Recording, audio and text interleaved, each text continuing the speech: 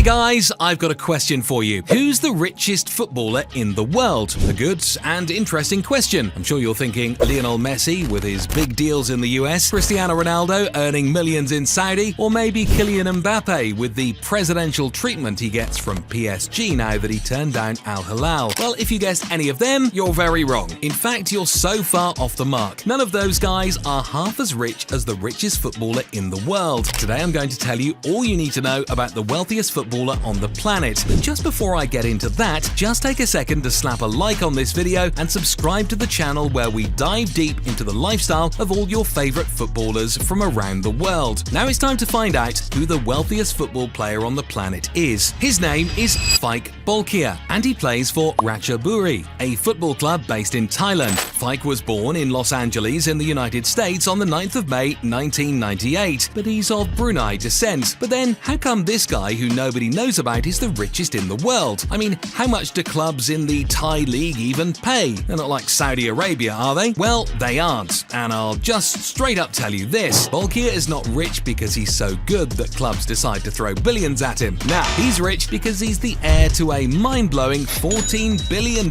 treasure chest courtesy of his uncle Hassanal Bolkiah. Yes, you heard that right. That's surely way more moolah than Cristiano Ronaldo and Lionel Messi have lying around waiting for them. Bolkiah got the golden ticket to the title of the richest footballer alive just by being born. But get this, Faiq isn't just any wealthy kid. His royal lineage flows from the mighty Faiq Bolkiah, an oil magnate extraordinaire and a sibling of the Sultan himself, Hassanal Bolkiah. We're talking about a legit royal family here, guys. Faiq wasn't born with a silver spoon. His spoons were made of pure gold and diamond. Just in case you still do not know how wealthy the Bolkiah family is, listen to this. Back in '97, Forbes crowned his uncle the richest human on the planet. Oh yeah, with all these fortunes at his disposal, Faiq could really have just chosen to lounge around in his family's castle and do absolutely nothing. But nah, he decided to chase a footballing career. And, unlike some people might think, Faiq actually did not just buy a footballing career, he actually worked for it. His football story started at AFC Newbury in England when he was just 10 years old. His skills caught the eye of coach Paul Morgan, who said in an interview, when they filled out the documents to be admitted to the academy, Faiq's representatives had to indicate their place of residence. They entered a residence built on the former site of the Hollington House Hotel. His family just purchased the hotel and transformed it into a residence. It was extremely apparent. It was evident from the beginning that they were linked to the royal family of Brunei. However, these men were well prepared and courteous. They were not all haughty. Faiq seemed to be an average youngster. This interview is telling because it shows that although the Bolkiahs are crazy rich and can have whatever they want, his folks are still down to earth and humble with it. Anyway, in 2009, at the age of 11, Faiq moved to Southampton. He spent 2 years there and then he left. For 2 years, he wasn't signed to any club, but he trained at Reading and trialled at Arsenal, where he played against Corinthians, Eintracht Frankfurt and PSV in the 2013 Lyon City Cup. Then in 2014, he joined Chelsea at the age of 16, spent a year there and then moved to Leicester City in 2016. You could say he sort of did a tour of English clubs as a teenager. Faiq spent 4 years at Leicester, and then in 2020, at the ripe age of 22, he decided to leave England in order to get regular playing time. So he moved to Maritimo in Portugal, spent a year there and then moved to Chonburi in Thailand. This summer, he then made the move to Ratchaburi, a club also in Thailand. Hold up, did I mention Faiq is a big deal on the international stage too? This guy was courted by the US national team, but he chose to play for Brunei instead, and he got to captain the Brunei national team as a teenager. But enough of his career as a footballer. I'm sure you're interested in seeing how the world's richest footballer spends all that dough. Well, here's how. This dude has a net worth of $20 billion. But here's what's funny. When he was at Chonburi, he was earning 100,000 baht per month, which translates to around $2,900. That's probably just money for his meals for a day. If you ever needed evidence that Faiq is really just playing football because of the love of the game, there you have it. Now, Faiq's pops, Faiq Bolkiah, has got a story of his own. The playboy of the Brunei royal family, he was all about that extravagant life, especially in his younger days. We're talking $40 million on cars in a month, the most expensive watches in the world, pens with a twist, and karaoke parties that cost a fortune. He even threw down $14 million to bring Michael Jackson, yes, the Michael Jackson, to perform at his 50th birthday party. Nah, Faiq's old man was really about that life. But Faiq himself, he's a whole different vibe. Trust me, simple, down to earth, and not letting the riches define him. He spilled the beans in a Thai media interview. His monthly monthly salary of $2,900, more than enough for his chill lifestyle. He's living in a condo in Thailand, shelling out just around $170 for rent. And get this, he's rolling up to training sessions in a Toyota Yaris. Modesty level 100. I guess this guy gets his inspiration from Eddie Murphy in Coming to America. He's not found his queen yet though. Despite being the richest footballer in the world and surely being able to get any woman he wants, Faiq is reportedly still single. He says he's focusing on his football dreams. What a guy. But you know one thing about wealthy people? No matter how humble they try to be, there's always going to be something that'll expose just how wealthy they are. And for Faiq, it's his choice of pets. People like you and me go for cats, but Big Faiq goes for big cats. His favourite pets are tigers and leopards. Okay, yeah, that's wild. Literally, tigers and leopards? Those are definitely pets only a billionaire can have. But the craziest part is that Faiq reportedly has a credit card with a cap of around $820,000, which was handed to him by his dad. Wow, this guy is really just casually walking around with close to $1 million